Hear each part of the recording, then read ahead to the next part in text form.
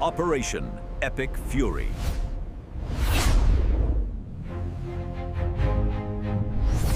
Folks, Gary Franchi here. I'm at the White House, and what I'm about to show you is something the mainstream media will never give you, the full unfiltered breakdown of how America just flew 14 hours over Iranian airspace, rescued 2 downed pilots, and Iran couldn't do a single thing to stop us. The Secretary of War's words, Iran is embarrassed and humiliated, and you're about to see exactly why.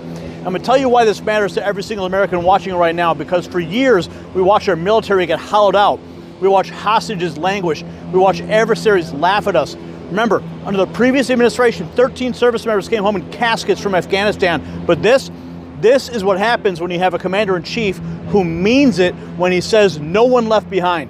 It's not just about 2 pilots. It's about a message to every American in uniform and every enemy who might think about targeting them.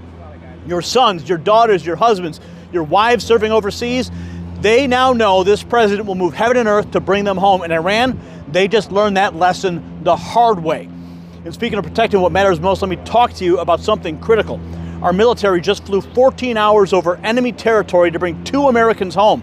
They didn't leave our pilots behind, and you shouldn't leave your financial future behind either. Wall Street doesn't lose money during global chaos. You do.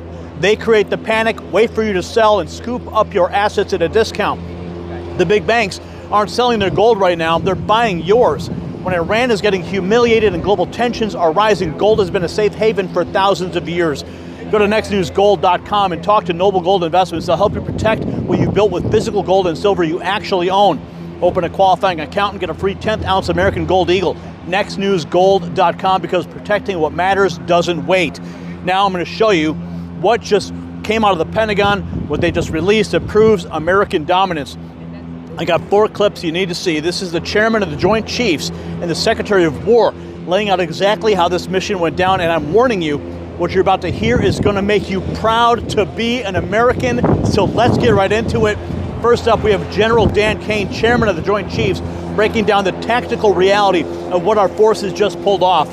An F-15 Strike Eagle goes down in hostile Iranian territory. 2 Americans ejected and isolated behind enemy lines. Listen how fast the president authorized the rescue and what our warriors did next. On Thursday, 2 April at 10:10 p.m. Eastern Time, 4:40 in the morning, local Iran time, the Joint Personnel Recovery Center, which handles the Central Command area of responsibility, declared an isolated personnel recovery event for a U.S. Air Force F-15E Strike Eagle, call sign Dude 44, which was down in hostile Iranian territory. The pilot and weapons system officer had both safely ejected and were isolated behind enemy lines. Following confirmation of active rescue beacons and on the direction of the Secretary and by order of the President, a rescue operation was launched with the stated purpose of bringing both Americans home safely. As the Secretary said, several hours later on the morning, after positively locating the front seater, call sign Dude 44 Alpha, and aware of an aggressive ongoing search by the enemy, a U.S. Central Command plan was approved by the Secretary and the President. Shortly thereafter, a U.S. Air Force Combat Search and Rescue Task Force, comprised of A-10 Warthogs in their Sandy role, and I'll describe what that is in a minute, HC-130 Combat King IIs, HH-60 Jolly Green II helicopters, and Air Force Special Warfare Airmen, a package comprised of combat rescue officers and pararescueman operators, audaciously penetrated enemy territory in broad daylight to find, fix, and recover Dude 44 Alpha from behind enemy lines. This was an incredibly dangerous mission, an incredibly dangerous undertaking, but a filled promise made to every American warfighter that you will not be left behind. We will always come find you, and we will always bring you home. Over the next hours, the Search and Rescue Task Force crossed the beach, entered into Iranian airspace, protected by a fighter strike package, and moved into the objective area, all under fire. En route, as some of you have seen on social media, the helicopters took gas off the C-130s and pressed onward and forward up into the objective area. While this was ongoing and out in front of them, the Sandy flight of A-10s and other remotely piloted aircraft, drones, and other tactical aircraft were violently suppressing and engaging the enemy in a close-in gunfight to keep them away from the front seater and allow the pickup force to get into the objective area. During this engagement, one of the Sandy aircraft, the one primarily responsible for communicating with the downed pilot, was hit by enemy fire. This pilot continued to fight, continued the mission, and then upon exit, flew his aircraft into another country and determined that the airplane was not landable. This was one of our A-10 Sandy aircraft. The pilot then made the decision to eject over friendly territory and was quickly and safely recovered and is doing fine. After picking up Dude 44 Alpha, the HH-60 Jolly Green fight was engaged by every single person in Iran who had a small arms weapon. And one of the aircraft, the trailing aircraft, took several hits. The crew sustained minor injury, and they are going to be fine. A note for those of you that do not know what a Sandy does. Named after the flight call sign that did this very mission in Vietnam, flying A-1 Sky Raiders and A-7 Corsairs, a Sandy has one mission: get to the survivor, bring the rescue force forward, and put themselves between that survivor on the ground and the enemy. They are committed to this. This is what they live for, and this is what they've trained for over many, many years. The A-10 force and the rescue force did a fantastic job rescuing Dude 44 Alpha. He was recovered Friday afternoon. Did you catch that? Audaciously penetrated enemy territory in broad daylight. A-10 Warhogs in their Sandy camouflage, AC-130 Jolly Green helicopters flying into NATO, into Iran, taking fire, and General's words saying it all: you'll not be left behind, we'll come find you. That's the American military under President Trump, but wait until you hear the direct message the Secretary of War just sent to Tehran. This is Secretary of War with a message that every Iranian general needs to hear. He's not just celebrating the rescue, he's putting our enemies on notice. And listen to what he says about how long we flew over their country. It's unbelievable. To those heroes who planned and executed these rescues, your nation stands in awe. I stand in awe. The chairman stands in awe. We all stand in awe of your professionalism and bravery. We serve for you. You embody the very best of America. To the rescued airmen and their families, welcome home. Your courage and endurance, the quiet declaration of faith amid the storm, inspires us all. God is good every day. And to our adversaries watching from Tehran, let this be a clear message. The United States military will go anywhere, at any time, to protect our own and complete the mission. We execute with precision. We control the skies. You see, we flew for 7 hours in daylight over Iran to get the first pilot.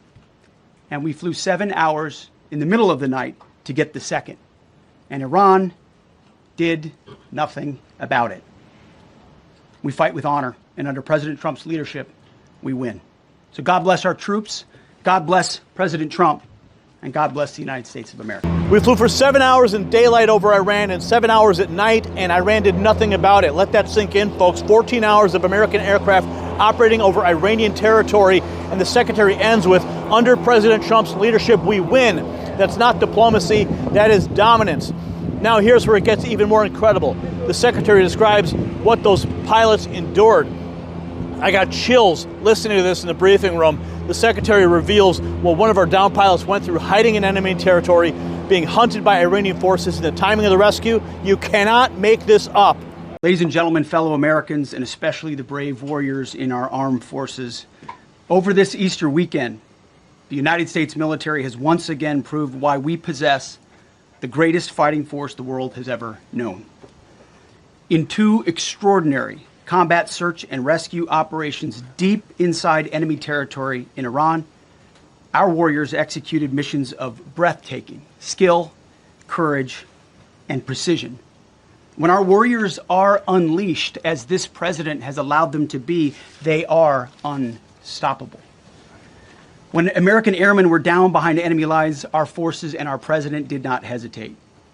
Special operators supported by elite air crews and intelligence professionals moved swiftly and decisively into treacherous mountain terrain under the constant threat of Iranian forces closing in. Ultimately, it was an impotent Iranian threat.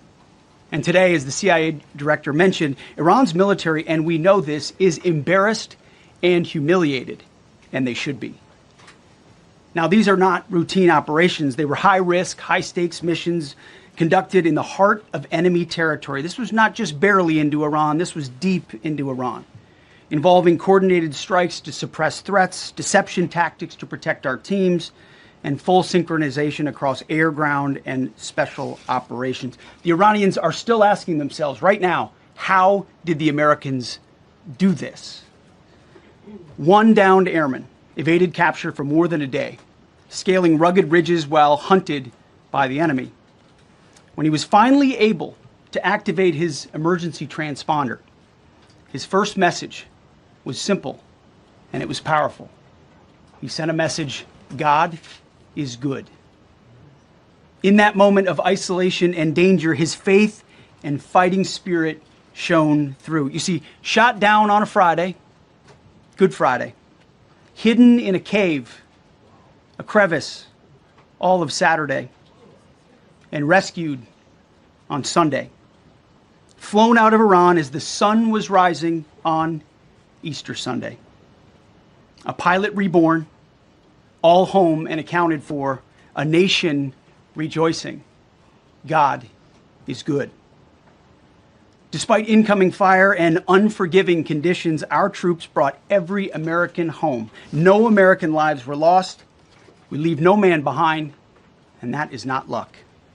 It's the result of unmatched training, superior technology, an unbreakable warrior ethos, and sheer American grit. Our special operators, pilots, and support crews performed with near perfection under fire, and they were lethal. Just ask any Iranian soldier who dared attempt to get anywhere near that pilot before or during that mission. Death from above. Our troops turned a potential tragedy into a resounding demonstration of American resolve and capability. That's what excellence in uniform looks like. Shot down on Good Friday, hidden in a cave all of Saturday, rescued as the sun rose on Easter Sunday. In his first message after activating this beacon, God is good. Folks, pilots scaled rugged ridges while being hunted. His faith never wavered, and the Secretary said it perfectly, a pilot reborn. That is American grit, that is American faith. But the Secretary saved the most powerful tribute for last. The man who made it all possible. The final clip is what separates this administration from everything we saw before. The Secretary of War explains exactly how President Trump responded the moment our pilots went down. And the detail about the coordinated call, this tells you everything about President Trump's leadership. Watch. Make no mistake about it. None of this would have been possible without the courageous leadership and ironclad determination of President Donald J. Trump. From the moment our airmen went down, President Trump made it clear we will leave no one behind. The first mission, the first of two, was an audacious daylight thunder run right up the middle. It was authorized in less than 2 hours from that pilot going down when we knew where he was. And it was authorized in the middle of the night because anybody that's worked for this man knows he's up in the middle of the night. Authorized immediately, without hesitation, audaciously. The second mission, as soon as we knew where that pilot was, and John was certainly helpful in that, also executed immediately. You know, I looked up at my screen when the final mission was complete inside our SCIF, our secure facility. And we have a running VTC, a running coordination cell. And the top of it read 45 hours and 56 minutes.